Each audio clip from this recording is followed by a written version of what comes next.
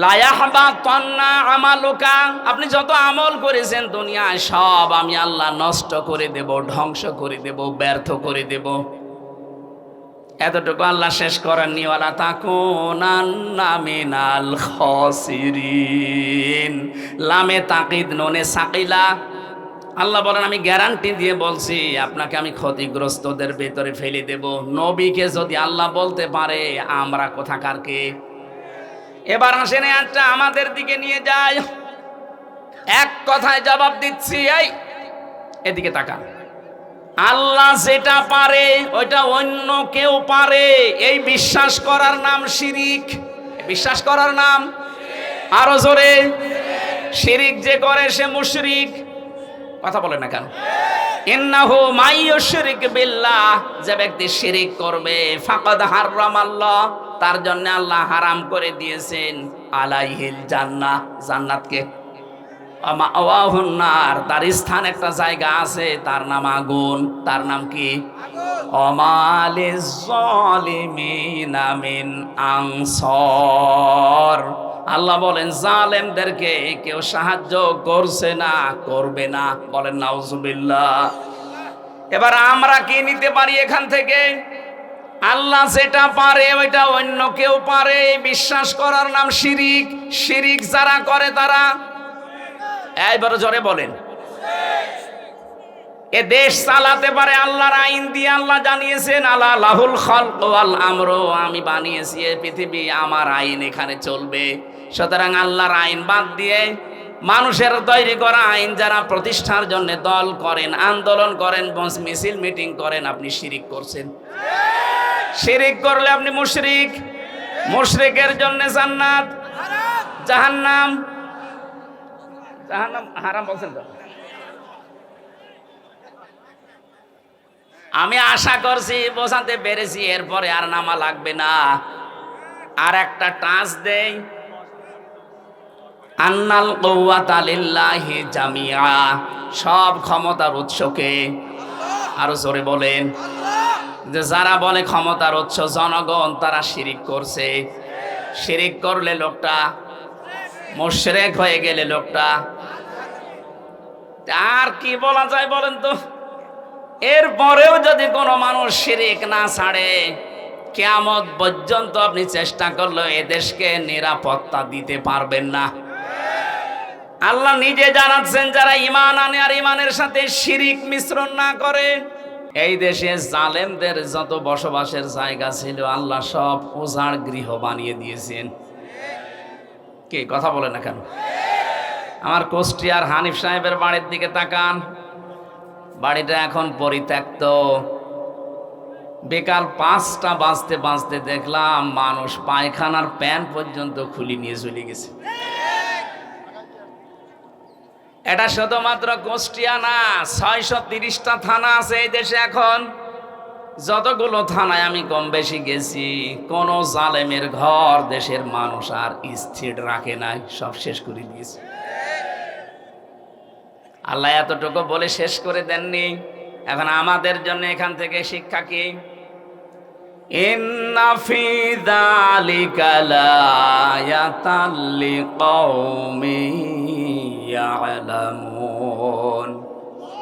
আল্লাহ এখানে লামে তাকিদ দিয়েছেন। আল্লাহ পাক বলেন অবশ্যই এই ঘটনার ভেতরে তোমাদের জন্য শিক্ষা আছে। 5 আগস্টেও তোমাদের জন্য শিক্ষা আছে। কি সেটা? জালেমদের, এত বড় বড় বিশাল শক্তিশালী জালেমদের ঘর যদি আমি আল্লাহ সব পরিত্যক্ত বানিয়ে দিতে পারি, আগামীতে যারা চেয়ারে বসবে এরাও যদি জালেম হয়, তাদেরকেও আল্লাহ এভাবে পরিত্যক্ত বানিয়ে দেবে।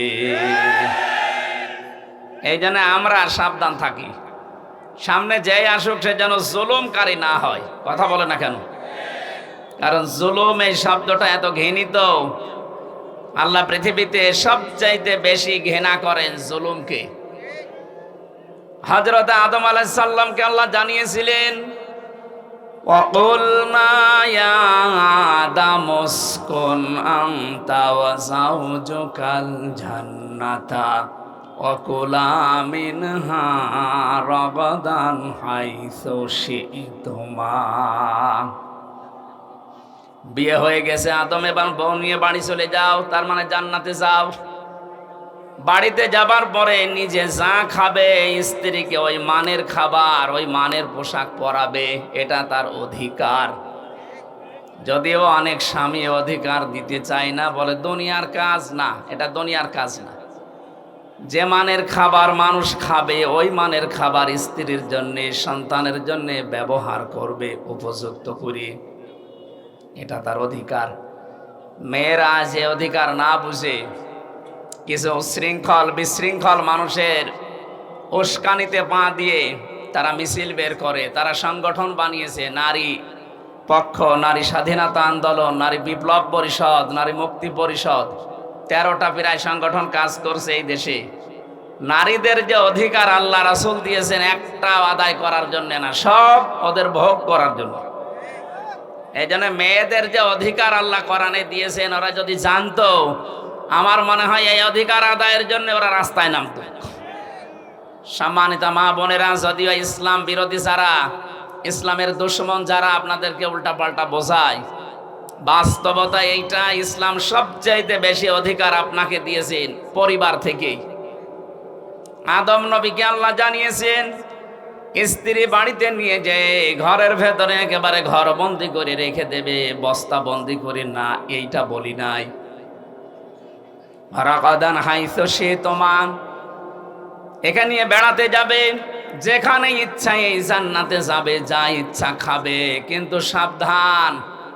এখানে আমার আল্লাহ যে 2টা বিষয় দিতে চেয়েছেন, স্ত্রীর খাবারের মান ঠিক রাখা, নিজে খাওয়া, ওই মানের খাবার দেওয়া।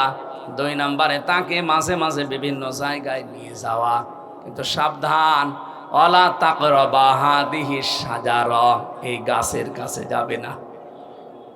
আমরা এখানে অনেকেই মনে করি এই গাছ মানে শুধু গন্ধম গাছ, না। শুধু যদি গন্ধম গাছের নাম হতো, তাহলে আল্লাহ কোরআনে আয়াত নাজিল করে 1500 বছর পরে আমাদের জানাবে কোন কারণে। এই গাছ মানে জান্নাতের ভেতরে, এটা একটা বর্ডার।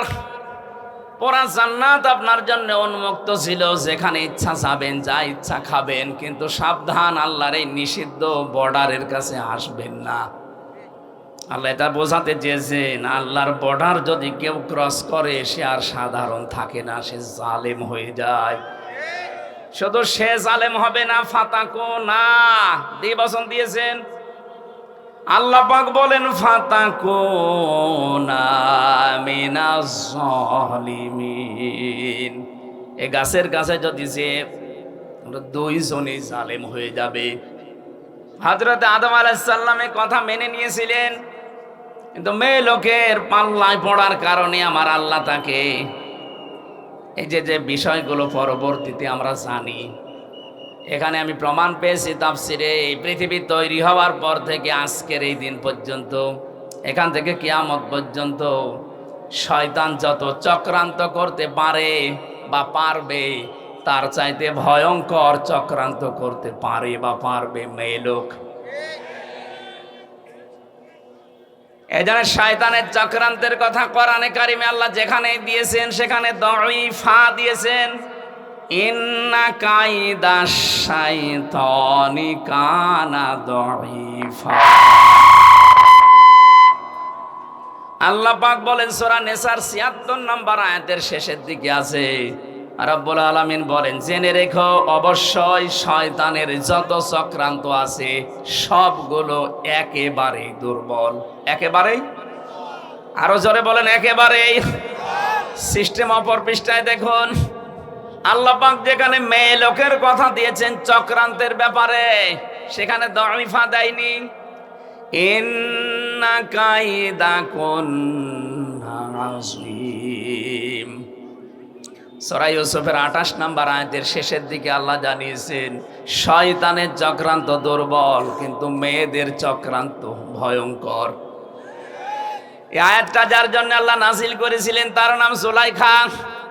যদিও আল্লাহ জুলাইখার নাম এখানে দেননি, পুরা কোরআনে কারিমের ভেতরে যেই মেয়ে লোকের নাম আল্লাহ দিয়েছেন, সেই মেয়ে লোকের দেখবেন স্বামী নেই। যেমন হযরতে মরিয়ম, স্বামী আছে? কথা বলে না কেন? কিন্তু যতগুলো মেয়ে লোকের নাম ইনডাইরেক্ট আছে, ওই প্রত্যেকটি মেয়ে লোকের স্বামী আছে। তাফসিরে মুফাসসির বোঝাতে চেয়েছেন, পৃথিবীর মেয়েরা, দুনিয়ায় যদি কেউ তোমার না থাকে, স্বামী যদি মাথার উপরে থাকে, বুঝবে দুনিয়াটা আছে। স্বামী যাদের মাথার উপরে নেই, সারা পৃথিবী তোমার আন্ডারে থাকলেও বুঝবে তোমার কেউ নেই। উপরে ছাদ না থাকলে ঘরে থাকা যায়? আরো জোরে বলেন। স্বামী কি আপনি বোঝেন? স্বামী যে কি জিনিস, কোথায় রাখা দরকার আপনি জানেন? নবীজি মাঝে মাঝে বলতেন, মেয়েরা, আল্লাহ বাদে সেজদা দেওয়া জায়েজ নেই। আল্লাহ পাক বাদে যদি সেজদা দেওয়া জায়েজ থাকতো, মেয়েদের কানের কাছে মুখ নিয়ে বলতাম, মেয়েরা যা করো স্বামীর পায়ে সেজদা করো। কোথায় তাদের মর্যাদা আপনি টের পাননি? আজ যারা স্বামীকে বাদ দিয়ে অন্য জায়গায় উল্টাপাল্টা কাজ করে বেড়াচ্ছেন, আপনি জেনে নেন, আপনি বুঝে নেন, বিশ্বাস করেন আপনি জাহান্নামী। প্রশ্ন আসতে পারে, আমার স্বামী চরিত্র ভালো না, ও একটু খারাপ, এই কারণে আমি লাইন করেছি। আপনার স্বামী কি ফেরাউনের চাইতেও খারাপ? এক কথা বলে না কেন?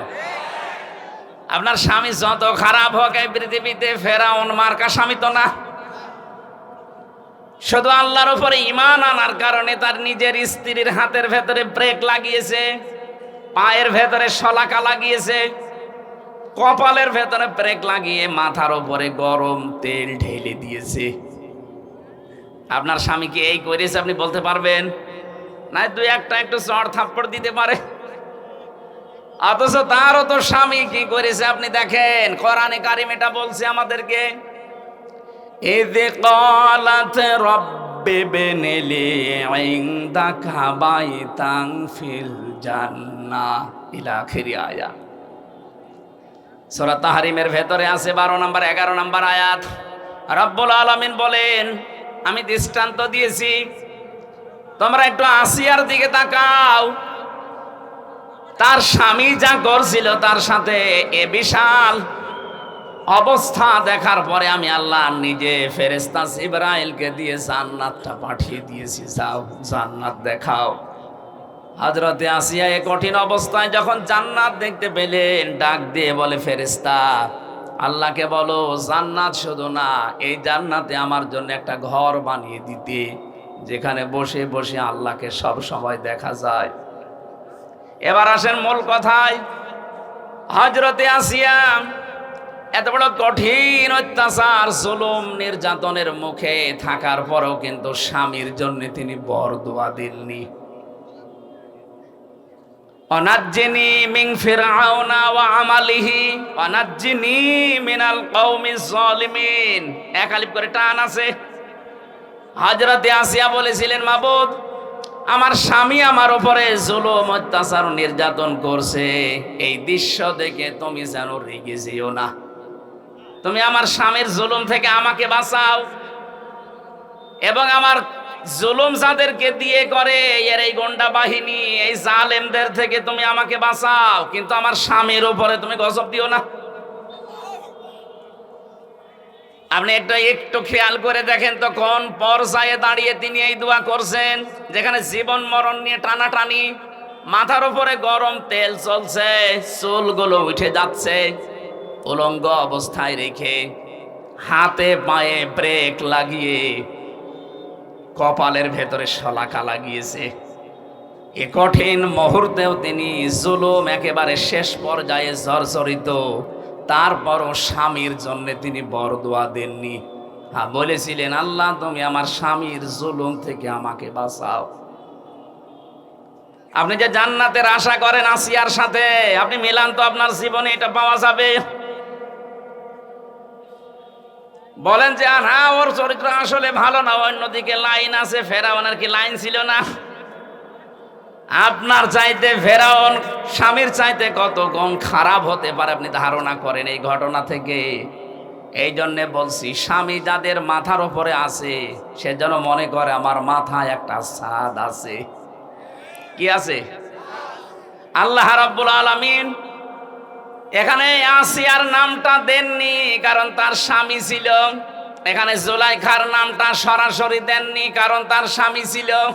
স্বামী থাকা মানে দুনিয়া থাকা, স্বামী নেই আপনি অসহায় হয়ে পড়বেন। কত রকমের উলট পালট কথা, টিটকারি মস্কারি ফাউল কথা শোনা লাগবে সমাজে, আপনি টেরও পাচ্ছেন না। এজন্য স্বামী বাদ দিয়ে যারা একা একা চলতে চান, বাবার বাড়িতে গিয়ে মন মতো চলবেন বলে আশা করে আছেন, আপনি ধ্বংস হয়ে গেছেন। হযরতে আসিয়া এবং জুলাইখার নাম কেন বললাম?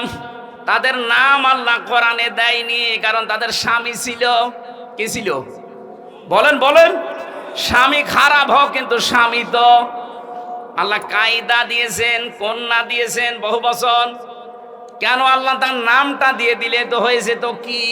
ইন্না কাইদি কন্নি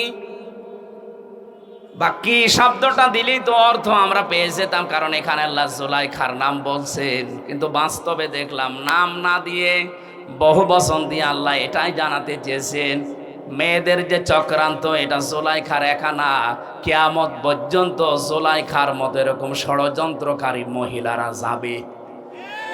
আমার মনে হয় ওইটা একটা বাংলাদেশে আমরা পেয়েছিলাম। এক কথা বলে না কেন? এর এই ষড়যন্ত্রের কারণে হাজারো আলেম এই 15.5 বছরে জেল খেটেছে, হাজারো মানুষ মানবতা ধ্বংস করেছে এই চক্রান্তের কারণে। পাশের রাষ্ট্রে ছিল মায়ানমারে আর একজন, ওর চক্রান্তে কত লক্ষ লক্ষ মানুষ দুনিয়া থেকে বিদায় নিয়েছে। ও নাকি শান্তিতে নোবেল পেয়েছে। ওর কারণে কত মানুষ এই দুনিয়া থেকে বিদায় নিয়েছে, আদম সন্তান। কথা বলেন ঠিক কিনা? আমাদের যেটা জুলাইখার, যাই হোক, এর কারণেও কত মানুষ, 2732 জন মানুষ অলরেডি এ দেশ থেকে কিছুদিন আগে মরে গেল। এই জন্য ওনার নাম এখন আপনি ইন্টারনেটে সার্চ দেন, 6 জনের নাম পাবেন পৃথিবীতে হত্যাকারী। গণহত্যার তালিকায় একজন হিটলার, চেঙ্গিস খান, বাকি আমাদের পাশের রাষ্ট্রে আছে যিনি, ওনার নাম আছে, আর যিনি পালিয়ে ওনার কাছে গেছে ইনার নাম আছে। বাকিগুলো আমি নাই নাই বললাম। আপনি বলেন তো, যাদের নাম গণহত্যার তালিকায়, কত মানুষের রক্ত যারা চোষণ করেছে। এই যে আমার ফাঁসি চাই, এই বইটা আমি পড়েছিলাম, দেখলাম ওখানে লিখেছে মতিউর রহমান রেন্টু সাহেব, উনি নিজে লিখে দিয়েছে যারা পালিয়েছে ওদের 2 জনের অভ্যাস চরিত্র এই ছিল, কেউ যদি মারা যেত তার রক্ত দেখে তারা খুশি হতো। আমি যেটা বোঝাতে চাচ্ছি আপনাদেরকে, মেয়েদের চক্রান্ত যেহেতু ভয়ঙ্কর, এটা বসে নেই, কিয়ামত পর্যন্ত এটা চলতে থাকবে। এই জন্য নবীজি ইন্তেকালের আগে জানিয়েছেন, এই পৃথিবীতে আমার উম্মতের জন্য সবচাইতে ভয়ঙ্কর জিনিস আমি রেখে গেলাম 2টা, তার 1 নম্বরে মেয়ে লোক। এটা থেকে আমাদেরকে খুব সতর্ক থাকা লাগবে। আজ বাংলাদেশে অনেক মেয়ে লোক এখন মেয়েতে মেয়েতে বিয়ে করবে এই স্লোগান তুলেছে। 4-5 দিন আগে কুষ্টিয়াও 2 জন ধরা পড়েছে।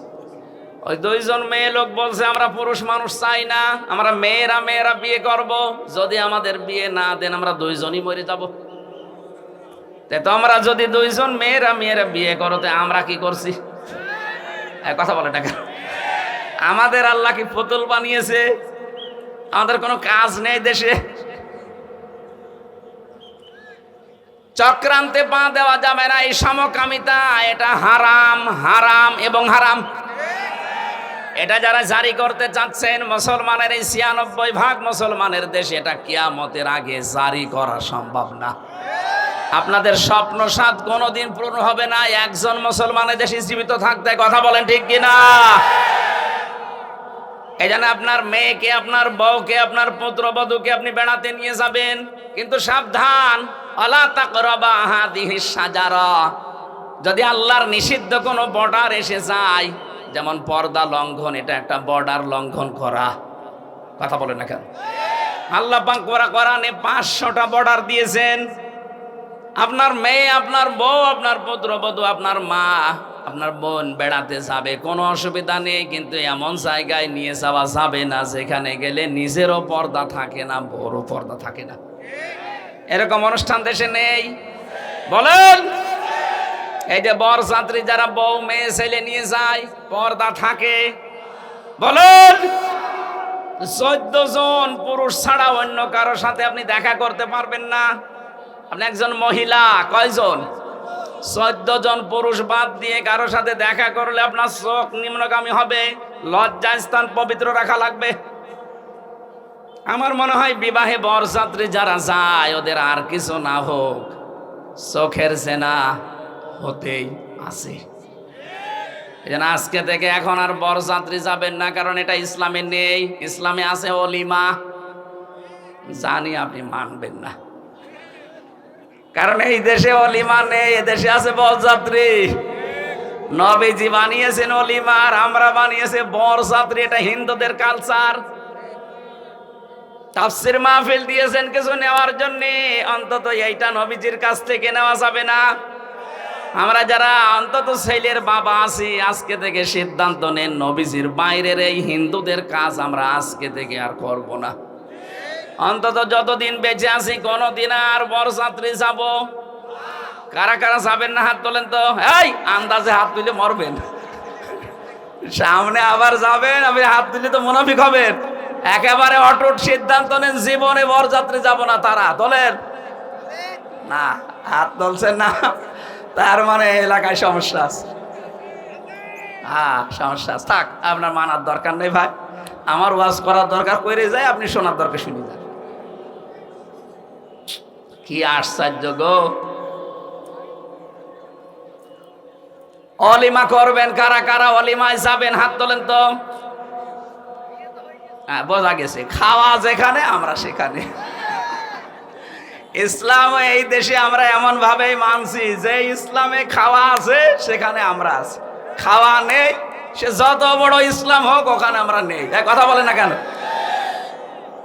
আপনি ইসলামের নিয়ম নীতিগুলো দেখেন, এদেশে যা পালন হয়, মানুষ মরে গেলে খাওয়া, মানুষ জন্ম নিলেও মুসলমানই দেয়, এরপরে খাওয়া, জন্মের দিনেও খাওয়া, সবে বরাতে খাওয়া, সবে মেরাজে খাওয়া, সবে কদরে খাওয়া, দই রোজায়, দই ঈদে খাওয়া, কেউ দাওয়াত দিলে সে যে অনুষ্ঠানেই হোক শুধু খাওয়া। বলেন খাওয়া ছাড়া এবাদত এদেশে কি আছে? এবাদত সেটা কিন্তু নেই। কি সেটা কি আমরা আজকের আয়াত দিয়ে প্রমাণ করব ইনশাআল্লাহ। তাহলে আদম আলাইহিস সালামকে আল্লাহ বর্ডার দিয়েছিলেন, বর্ডার পার হলে আপনি জালেম হয়ে যাবেন। আমাদের সামনে সে বর্ডার আছে না বর্ডার উঠে গেছে? আরো জোরে বলেন।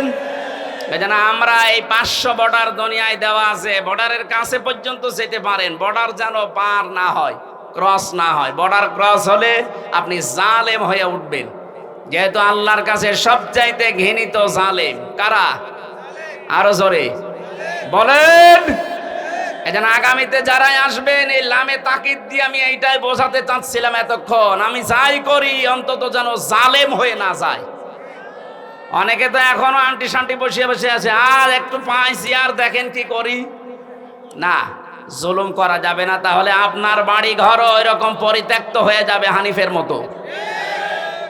এ জেলায় হয়েছে কিনা আমি জানি না, আমার মনে হয় সব গড়িয়ে দিয়েছেন আপনারা, কারণ জালেমদের ওগুলো চিহ্ন রাখে না। আল্লাহ নিজে ফাকতি আদাবিরুল কওমিল্লাযিনা যালামু, জালেমদের গোড়া কেটে দেয় কে? আরো জোরে বলেন। আমি আবার বলছি, যাই করি এই উম্মত যেন জালেম হয়ে না যায়। যদি জুলুম করে ফেলেন তামাম দুনিয়া আমাদের পক্ষে থাকলেও আল্লাহ বিপক্ষে চলে যাবে।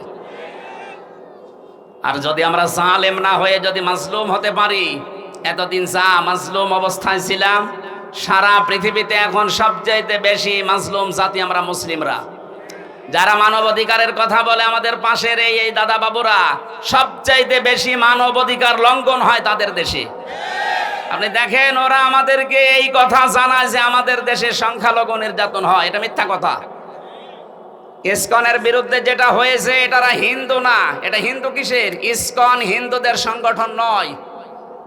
এর প্রতিষ্ঠাতা যেই লোকটা প্রভুপাদ স্বামী, একটা ইহুদি, এ খ্রিস্টান চার্চে লেখাপড়া করে হিন্দুদের কিছু মানুষকে মোটিভেশন করে ও একটা নতুন হিন্দুদের ধর্মের বদনাম করার জন্য এই কাজটা আরম্ভ করেছিল।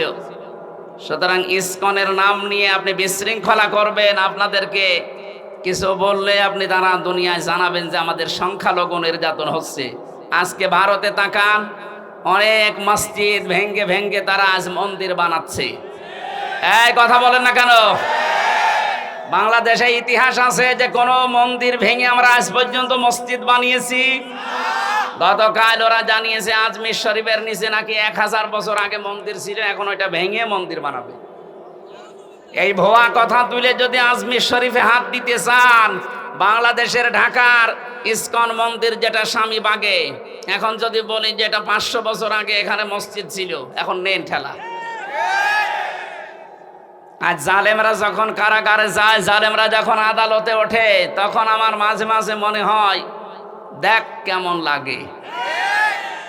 আমাদের যখন নিয়ে যেত আদালতে মাজায় দড়ি দিয়ে, ওরা ফিসাফিসি করতো, এর কাছে ও বলতো দেখ কেমন লাগে।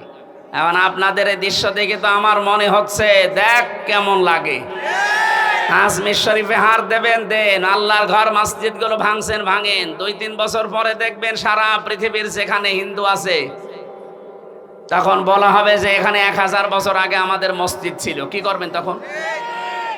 আপনারা সংখ্যায় তো বেশি না, তামাম দুনিয়ায় সবচাইতে বেশি খ্রিস্টান ধর্মের মানুষ, এরপরে আমরা। এই কথা বলে না কেন? খ্রিস্টান 250 কোটি আর আমরা 200 কোটি, হিন্দু আছে 130 কোটি। এক একজন যদি এক একজনকে আপনি ভাগ করে দিন তাও তো পারবেন না। সুতরাং যে ষড়যন্ত্র আরম্ভ করেছেন এটা থামান। ইউনূস সাহেবের এক কথায় আপনার সব উল্টাপাল্টা হয়ে গেছে, তাও তো কিছু করে নাই। ইউনূস সাহেব যদি যা বলেছিল ওইটা করতো, এতক্ষণ পর্যন্ত ভারত এই 7 সিস্টার সব ভেঙে গুড়িয়ে যেত। ওনাকে দুর্বল মনে করবেন না, ওনার পেছনে যা আছে আপনি টের পাচ্ছেন না। আজকে সকালবেলা আমি 45 মিনিট দেখেছিলাম আমাদের টকশোগুলো, পাগল হয়ে গেছে। এই জন্য যেহেতু এটা রেকর্ড হচ্ছে, সারা দুনিয়ায় যাবে এটা, এটা শুধু এখানে সীমাবদ্ধ নেই। এই জন্য এই কথাগুলো বললাম। যারা এই ষড়যন্ত্রে মেতে আছেন, কিছু দালাল মিডিয়া সহ, আপনারা থামবেন। এই হাওয়া দিয়ে উস্কানি দিয়ে মানুষদেরকে বিপদে ফেলে দিয়েন না। হাজারো মানুষ কিন্তু জীবন হারাবে এই উস্কানিতে পা দিলে। আমরা এরকম কোন উস্কানিতে, ফেসবুকের কোন উস্কানিতে পা দেব না ইনশাআল্লাহ। আমরা যেন জালেম না হই, মাজলুম থাকি। আল্লাহ আমাদেরকে মাজলুম বানান, জালেম না বানান। বলেন আমিন। দরুদ আর সালাম পাঠ করার মাধ্যমে আমরা আরম্ভ করছি। সূরা নাহাল 112 নম্বর আয়াতটা পড়েছি। বাংলাদেশের সাথে আয়াতটা মিলিয়ে আমি একেবারে খাপের খাপ এই জায়গায় মিলাবো, তারপরে যাব। আল্লাহ পাক বলেন, দরাবাল্লাহু মাসালান ক্বরিয়াতান কানাত আমিনাতাম মুতমাইন্না। আমি একটা গ্রামের উদাহরণ দিচ্ছি তোমাদের সামনে। কে বলছেন? আল্লাহ বলেন একটা গ্রামের উদাহরণ তোমাদের সামনে দিলাম। কি ছিল সেই গ্রামে? 2টা কথা আয়াতে আল্লাহ দিলেন। কানাত আমিনাতাম মুতমাইন্না। 1 নম্বরে সেই গ্রাম ছিল নিরাপদ, 2 নম্বরে ছিল নিশ্চিন্ত। এমন একটা গ্রামের কথা আল্লাহ কোরআনে কারিমে আয়াতে আমাদেরকে শোনাচ্ছেন যে গ্রামের বৈশিষ্ট্য পেলাম কয়টা? আরো জোরে। 1 নম্বরে গ্রামটা নিরাপদ ছিল, 2 নম্বরে গ্রামটা ছিল নিশ্চিন্ত। 1947-এর আগে আমার মনে হয় বাংলাদেশ এরকম একটা বিষয় পার করেছে। কথা বোঝেন?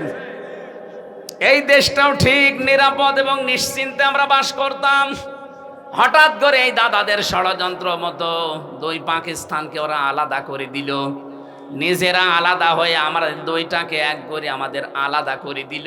এরপরে তো আমাদের নিরাপদ এবং নিশ্চিন্ত জীবন উঠে গেছে, সব চাইতে বেশি উঠে গেছে।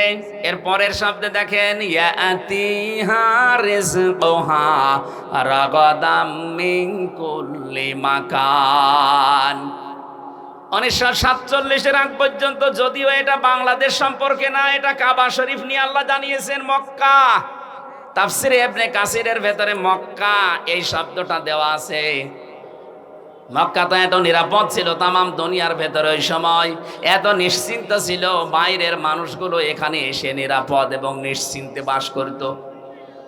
তামাম দুনিয়ায় 257টা রাষ্ট্র, 1947 সালের আগ পর্যন্ত আমি ইতিহাস যা পড়েছি, যারা মুরব্বী আছে জিজ্ঞেস করবেন এই দেশেও নিরাপদ এবং নিশ্চিন্তে বাস করা যেত।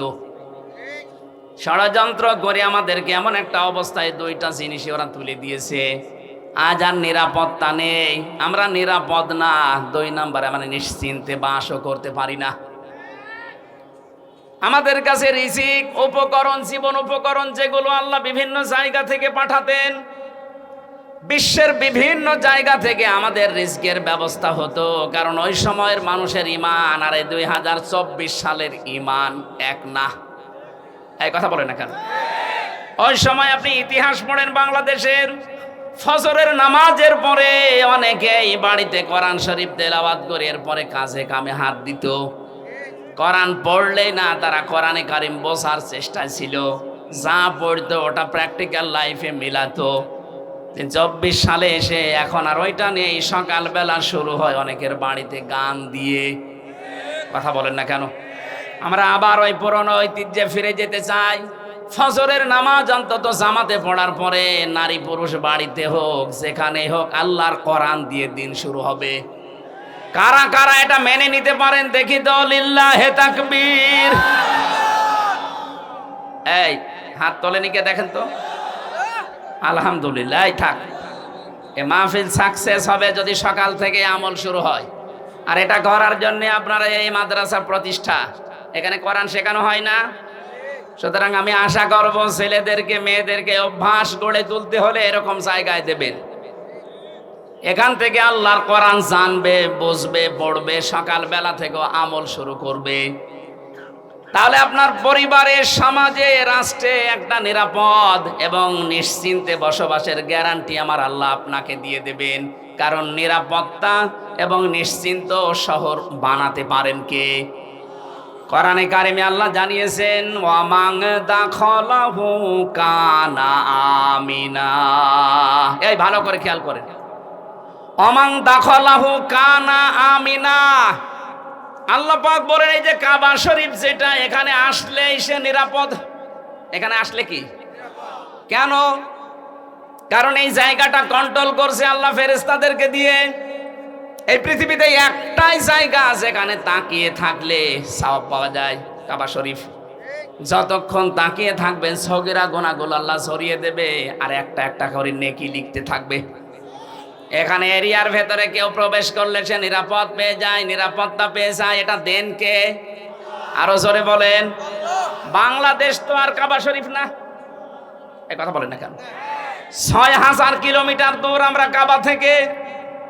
ওখানে গেলে যেহেতু নিরাপত্তা পাওয়া যায়, স্বস্তি পাওয়া যায়, শান্তি পাওয়া যায়, ভয় দূর হয়ে যায়। তাহলে আমাদের এই 56,000 বর্গ মাইল যদি আমরা নিরাপত্তা দিতে চাই, আল্লাহর কোনো ঔষধ নেই।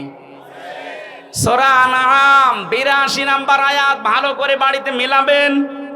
আল্লাহ পাক বলেন, আল্লাযীনা আমানু ওয়া লাম ইয়ালবিসু ঈমানাহুম বিযুলমিন উলাইকা লাহুমুল আমনু ওয়া হুম মুহতাদুন। বলেন আল্লাহু আকবার।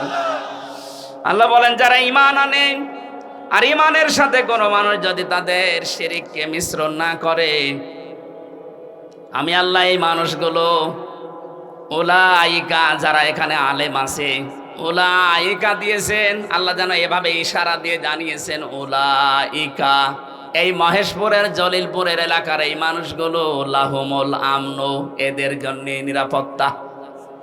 তাহলে আমরা যদি বাংলাদেশের 56,000 বর্গ মাইলকে শান্তি, স্বস্তি, নিরাপত্তা দিয়ে ঢেকে রাখতে চাই, এ দেশ থেকে জুলুম আর শিরিক বিদায় করা লাগবে। কথা বলেন না কেন? এদেশে জুলুম আছে না নেই? শিরিক আছে না নেই? সব চাইতে বড় শিরিক আমার আল্লাহর সাথে এখনো অনেকে করছেন। নাকি এটা বলবো না? আমি আগে আয়াতটা বলি, তারপরে আমার গাড়ি আর দোষ আসবে না।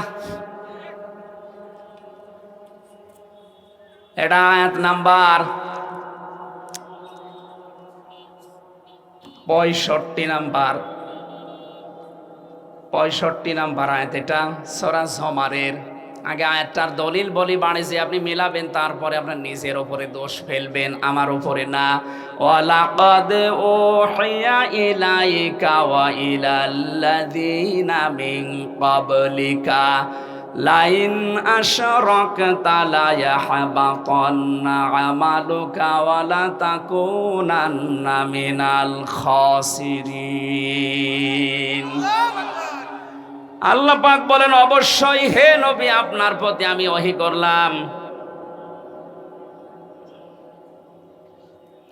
আপনার প্রতি আমি ওহী করলাম। এইটা আপনার পূর্বে যারা দুনিয়ায় এসেছিল তাদের প্রতি আমি একই ওহী করেছিলাম। দুনিয়াতে যাই করেন না কেন, লাইন আশরাকতা, আপনিও যদি শিরিক করেন, কে বলছেন? কাকে বলছেন? এই ভালো করে শোনেন, এটা কে বলছেন বলেন তো? কাকে বলছেন? রাসূলুল্লাহ। কাকে? আল্লাহ। লাইন আশরাকতা, যদি আপনিও শিরিক করেন, লা ইয়াহবাতান্না আমালুকা, আপনি যত আমল করেছেন দুনিয়ায় সব আমি আল্লাহ নষ্ট করে দেব, ধ্বংস করে দেব, ব্যর্থ করে দেব। এতটুকু আল্লাহ শেষ করেননি, ওয়ালা তাকুনান্না মিনাল খাসিরিন। লামে তাকিদ নুনে সাকিলা। আল্লাহ বলেন, আমি গ্যারান্টি দিয়ে বলছি, আপনাকে আমি ক্ষতিগ্রস্তদের ভেতরে ফেলে দেব। নবীকে যদি আল্লাহ বলতে পারে, আমরা কোথাকার কে?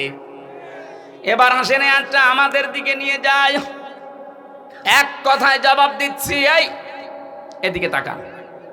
আল্লাহ যেটা পারে ওইটা অন্য কেউ পারে, এই বিশ্বাস করার নাম শিরিক। বিশ্বাস করার নাম, আরো জোরে, শিরিক যে করে সে মুশরিক। কথা বলে না কেন? ইন্নাহু মাইয়ুশরিক বিল্লাহ, যে ব্যক্তি শিরিক করবে, ফাকাদ হারামাল্লাহ, তার জন্য আল্লাহ হারাম করে দিয়েছেন আলাইহিল জান্নাহ, জান্নাতকে। মাওয়াহুন নার, তার স্থান একটা জায়গা আছে, তার নাম আগুন। তার নাম কি? ওমালিজ জালিমিনা মিন আনসার। আল্লাহ বলেন, জালেমদেরকে কেউ সাহায্য করছে না, করবে না। বলেন নাউজুবিল্লাহ। এবার আমরা কি নিতে পারি এখান থেকে? আল্লাহ যেটা পারে ওইটা অন্য কেউ পারে, বিশ্বাস করার নাম শিরিক। শিরিক যারা করে তারা, এইবার জোরে বলেন, এ দেশ চালাতে পারে আল্লাহর আইন দিয়ে। আল্লাহ জানিয়েছেন, আলা লাহুল খালকু ওয়াল আমরু, আমি বানিয়েছি এই পৃথিবী, আমার আইন এখানে চলবে। সুতরাং আল্লাহর আইন বাদ দিয়ে মানুষের তৈরি করা আইন যারা প্রতিষ্ঠার জন্য দল করেন, আন্দোলন করেন, মিছিল মিটিং করেন, আপনি শিরিক করছেন। শিরিক করলে আপনি মুশরিক। মুশরিকের জন্য জান্নাত, জাহান্নাম। জাহান্নাম হারাম বলছেন তো? আমি আশা করছি বোঝাতে পেরেছি, এরপরে আর নামা লাগবে না। আর একটা টাচ দেই, আন্নাল কুওয়াতা লিল্লাহি জামিআ, সব ক্ষমতার উৎসকে। আরো জোরে বলেন, যে যারা বলে ক্ষমতার উৎস জনগণ, তারা শিরিক করছে। শিরিক করলে লোকটা মুশরিক হয়ে গেলে লোকটা, আর কি বলা যায় বলেন তো? এরপরেও যদি কোনো মানুষ শিরিক না ছাড়ে, কিয়ামত পর্যন্ত আপনি চেষ্টা করলে এদেশকে নিরাপত্তা দিতে পারবেন না। আল্লাহ নিজে জানাচ্ছেন, যারা ঈমান আনে আর ঈমানের সাথে শিরিক মিশ্রণ না করে, শিরিক মিশ্রণ যারা না করে, তাদেরকে আমি নিরাপত্তার দায়িত্বে নিয়ে নিলাম, তারাই নিরাপত্তার হকদার। সুতরাং যত ষড়যন্ত্র বাইরের দেশ থেকে চলছে, যারা করাচ্ছে, এই সবগুলো থেকে মুক্ত হওয়ার জন্য এখন এদের শিরিক মুক্ত করা লাগবে। নিজেরা শিরিক করব না, কেউ করলে করতে দেব না। বলেন, বিশেষ করে আমরা ৯৬% মুসলমানেরা, অন্য জাতি যারা আছে ৪% তারা করে গা, ওদের দ্বারা কিছু হবে না। তা আমরা মুসলমান হয়ে যদি আমরা শিরিক করি, এ দেশ আল্লাহ অস্থিতিশীল বানিয়ে দেবে। কথা বলেন ঠিক কিনা? আল্লাহ পাক বলেন, আমি রিজিক পাঠাতাম বিভিন্ন জায়গা থেকে তাদের কাছে, কিন্তু তারা সব চাইতে বড় নাফরমানি করেছিল। ফাকাফারাত বিআনউমিল্লাহ, আমি আল্লাহর নিয়ামতকে তারা ঢেকে ফেলেছিল, গোপন করেছিল। এবার আপনি এই 53 বছর মিলান, সূরা ইব্রাহিমের ভেতরে আছে। আল্লাহ রাব্বুল আলামিন বলেন, আলাম তারা ইলাল্লাযীনা বাদদালু নি'মাতাল্লাহি কুফরা ওয়া আহাল্লু কওমাহুম দারাল বাওয়ার জাহান্নামা ইয়াসলাউনাহা ওয়া বিইসাল করার। নবী, আপনি কি ওদের দিকে দেখেননি যে মানুষগুলো আল্লাহর নিয়ামতকে বদল করে ফেলেছিল, পাল্টিয়ে ফেলেছিল? এদেশে আল্লাহর নিয়ামত এই, আমি একটা একটা করে প্রায় 500টা বলতে পারবো। এখন একটা বলছি, পর্দায় থাকা মেয়েদের জন্য এটা নিয়ামত কিনা বলেন তো, বলেন বলেন। মানুষ আমরা যত খারাপ হই, পর্দাওয়ালা মেয়ে লোক দেখলে হয় আপা, নাই খালা, নাই মা বলে ডাকে। কথা বলে না কেন? বেপর্দা মেয়ে লোক দেখলে আগেই ডাকবে ভাবি। এটা আপনাকে আল্লাহ নিরাপত্তার চাদর থেকে বের করে দেবে। আল্লাহর এই নিয়ামত গাছ পাল্টাতে অনেকে পর্দার বিরুদ্ধে পর্যন্ত ফতোয়া দেয়, নিজে তো পর্দা করেই না, আরো পর্দা যেন না থাকে সেই ব্যবস্থা করার চেষ্টা চলছিল। আল্লাহ আমাদের হাতে ধরে বাঁচিয়েছেন। কথা বলেন ঠিক কিনা? আল্লাহর যত নিয়ামত, তার ভেতরে 2 নম্বরের নিয়ামতের নাম রাসূলুল্লাহ। সূরা আলে ইমরানের 164 নম্বর আয়াতে দলিলটা আছে, লাকাদ মান্নাল্লাহু আলাল মুমিনিন। আল্লাহ পাক বলেন, অবশ্যই মুমিনদের উপরে আমার যত দয়া, বদন, অনুগ্রহ, তার 1 নম্বরে আমি একজন রাসূল পাঠিয়েছি। ওই জামানায় তারা আল্লাহর নিয়ামতকে ঢেকে ফেলেছিল, রাসূলুল্লাহকে পর্যন্ত দেশ থেকে তাড়িয়ে দিয়েছিল। কথা বলেন ঠিক কিনা? এখন প্রশ্ন আসতে পারে, সে 1500 বছর আগের কথা, এখন রাসূলুল্লাহকে তাড়িয়ে দেয়? তাড়িয়ে দেয় না মানে, রাসূলুল্লাহ এখন নেই, কিন্তু তার আদর্শ আছে না নেই? এই কথা বলেন না কেন? আর আদর্শগুলো যারা আজ বিদায় করে দিতে চায়, এ দরবেশ রাসূলুল্লাহর আদর্শকে বিদায় করতে গিয়ে নিজে দাড়ি কেটে নম হয়েছিল। ওরা জিজ্ঞাসা করছে, আপনি দাড়ি কেটে ফেললেন, আপনি একটা নাফরমান, গালি দিবা না? দাড়ি কাট রাখা সুন্নত, আর জান বাঁচানো। আমি সুন্নত ফেলে দিয়েছি জান বাঁচানোর জন্য, কিন্তু বাঁচতে পারলাম না, নৌকা আমারে ধরিয়ে দিয়েছে। এরা আল্লাহর নিয়ামতকে উলট পালট করে ফেলেছে। ওয়াহাল্লু কওমাহুম দারাল বাওয়ার, ওরা জাহান্নামের দিকে জাতিকে পরিচালিত করেছে মূর্তি পূজার মাধ্যমে, বাবা পূজার মাধ্যমে। আপনি দেখেন না কেন 15.5 বছরে মিলে যাচ্ছে না? ওয়াহাল্লু কওমাহুম দারাল বাওয়ার, তারা কওমকে, জাতিকে জাহান্নামের দিকে পরিচালিত করছিল। ইয়াসলাউনাহা, সেখানে তারা থাকবে চিরকাল। বিইসাল করার, কত নিকৃষ্ট জায়গা সেটা। জালেমদের পরিণতি এখন দেখেন প্রায় জাহান্নাম হয়ে গেছে। আরো জোরে বলেন। আগামীতে কেউ যদি জুলুম করে, তাদের পরিণতি আল্লাহ ঠিক এইটাই করবে। এজন্য শেষে দিয়েছেন ওয়াবিইসাল করার। আমি যেটা বলছিলাম, নিয়ামত বেজারা শুকরিয়া আদায় করে না, এই মানুষগুলোকে আল্লাহ 2টা আযাব দিয়ে পোশাক পরিয়ে দেন। ফাযাকাহাল্লাহু লিবাসাল জুই ওয়াল খাউফ। 1 নম্বরে আল্লাহ আস্বাদন করান, মজা চাকান। এত নিয়ামত দেওয়ার পরও যখন মানুষ মানে না, তার 1 নাম্বার শাস্তি হিসাবে আল্লাহ ক্ষুধা দেয়, 2 নম্বরে ভয় দেয়। বিমা কানু ইয়াসনাউন, কারণ তারা যা করেছে এর প্রতিদান এটা। এদেশে 15.5 বছরে আলেমদের উপরে যত জুলুম, অত্যাচার, নির্যাতন হয়েছে, বাংলাদেশ স্বাধীন হওয়ার পর থেকে এত বেশি হয়নি। কথা বলেন ঠিক কিনা? ওই জামানায় তারা রাসূলুল্লাহকে মানে নাই, কষ্ট দিয়েছে। এই জন্য আল্লাহ ভয়ের পোশাক, ক্ষুধার পোশাক তাদেরকে পরিয়েছেন। এই জামানায় যারা রাসূলের নেই, কিন্তু রাসূলের উত্তরাধিকারী আলেমরা আছে, এদেরকে যারা সম্মান দেয় না, এদের মতামত নেয় না, এদেরকে আরো জুলুম, নির্যাতন, অত্যাচারের জর্জরিত করে, তাদের জন্য আল্লাহর শাস্তি 2টা। 1 নম্বরে দুর্ভিক্ষ, খাবার থাকলে আপনি খেতে পারবেন না। জেলখানা এখন যারা আছে, এই যে জালেমগুলো ধরা পড়েছে, আপনি তাকান, এদের টাকা পয়সা কম নেই।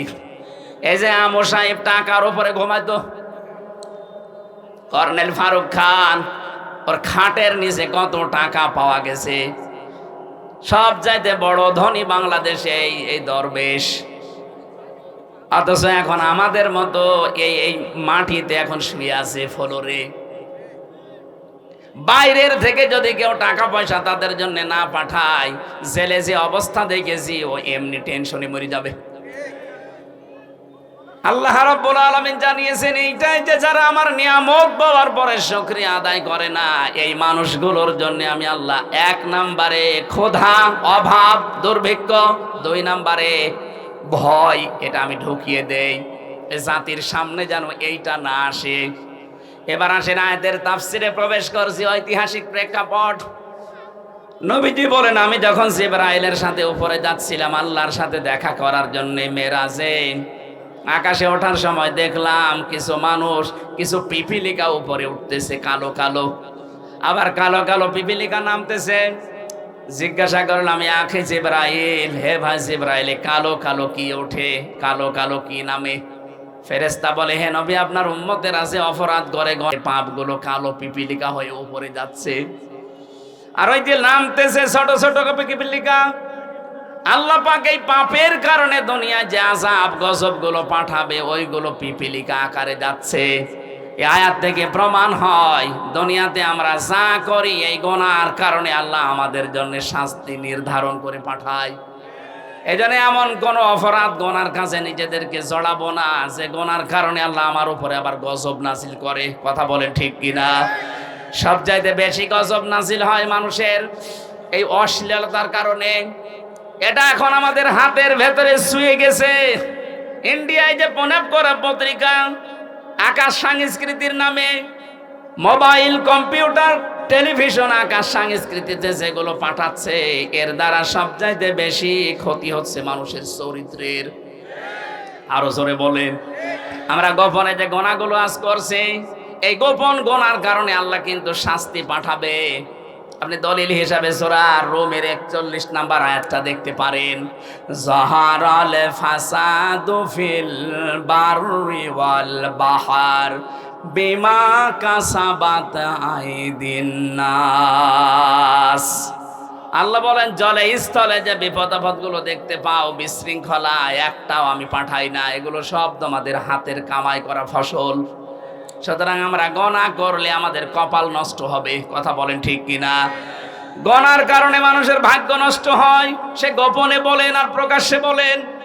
এই 15.5 বছরে তো প্রকাশ্যে জুলুম চলেছে, এখনো পর্যন্ত অনেকের জুলুম থেমে নেই, গোপনে চালাচ্ছে। এই কথা বলে না কেন? কত মানুষ এখনো পর্যন্ত বাজার ঘাট, এমনকি বিভিন্ন জিনিস দখল করার মাধ্যমে মানুষের উপরে জুলুম চলছে। এটা বন্ধ করা দরকার।